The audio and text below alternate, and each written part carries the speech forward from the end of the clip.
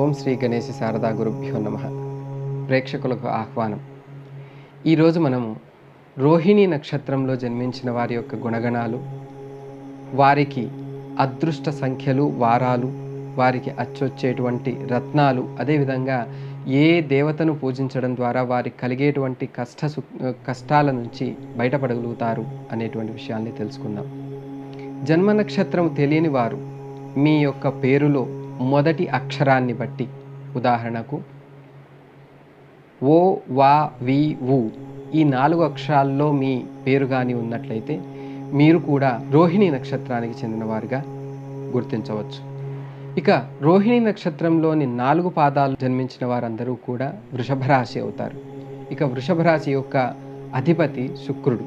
శుక్రుని యొక్క ప్రభావము ఈ నక్షత్రంలో జన్మించిన వారి జాతకుల మీద ఎక్కువగా ప్రభావం చూపెడుతూ ఉంటుంది. ఇక రోహిణి నక్షత్రంలో మొదటి, 2వ, 3వ పాదంలో జన్మించిన జాతకులకు దోషం ఉంది. అందువల్ల శిశువు జన్మించినప్పుడు ఈ 3 పాదాల్లో జన్మించిన శిశువులకు తప్పకుండా నక్షత్ర శాంతి చేయించాలి. ఇక ఈ నక్షత్ర జాతకుల యొక్క స్వభావాన్ని మనం చూసినట్లయితే ఈ నక్షత్రం స్వతహాగా పురుష లక్షణం ఉన్నటువంటి నక్షత్రం. ఇక ఈ నక్షత్రంలో జన్మించినటువంటి పురుషుల యొక్క విషయానికి వచ్చినట్లయితే వీరు అందంగా ఉంటారు, అదేవిధంగా అభిమానవంతులుగా ఉంటారు, బంధు ప్రీతి వీరిలో ఎక్కువగా ఉంటుంది. అంతేగాక నీతిమంతులుగాను ఉండి సంఘంలో పేరు ప్రతిష్టలు తెచ్చుకునేందుకు ఎక్కువగా వీరు ప్రయత్నిస్తూ ఉంటారు. ఈ నక్షత్రంలో జన్మించినటువంటి స్త్రీల విషయానికి వస్తే మంచి సంతానవతిగా ఉంటారు, అధిక సంతానం కలిగి ఉంటారు. అంతేకాక చక్కటి రూపం కలిగి మంచి ఆయుష్ కూడా కలిగి ఉంటారు. స్త్రీలైనా పురుషులైనా ఈ నక్షత్రంలో జన్మించిన వారి యొక్క సాధారణ విషయాలను మనం చూసినట్లయితే వీరు వ్యక్తిగత సామర్థ్యాన్ని అధికంగా నమ్ముకోవాల్సి ఉంటుంది.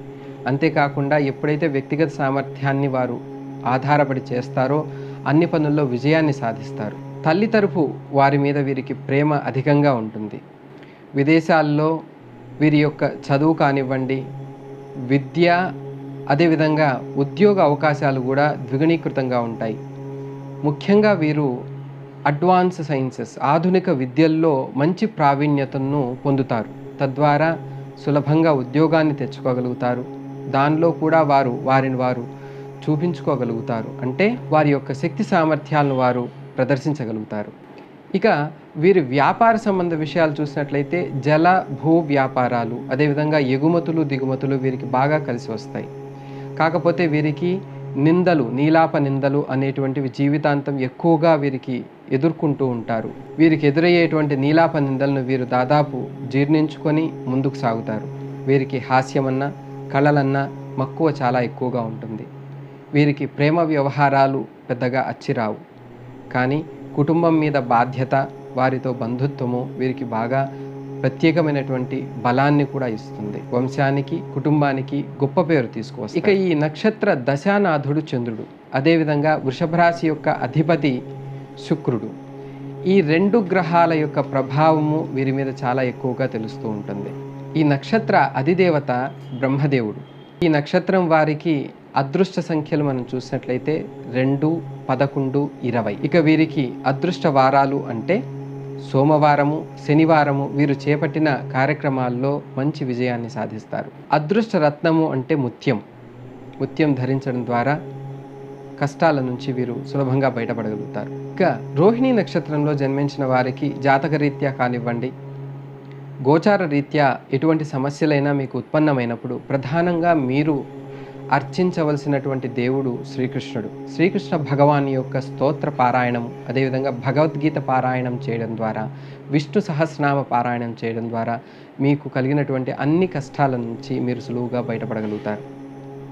ఇక ఈ నక్షత్రం వారికి ప్రధానంగా చెప్పగలిగేటువంటి ధ్యాన శ్లోకం ఏమన్నా ఉంది అంటే దధిశంక తుషారాభం క్షీరోదార్ణవ సంభవం నమామి శిశినం సోమం శంభోర్మకుటభూషణం.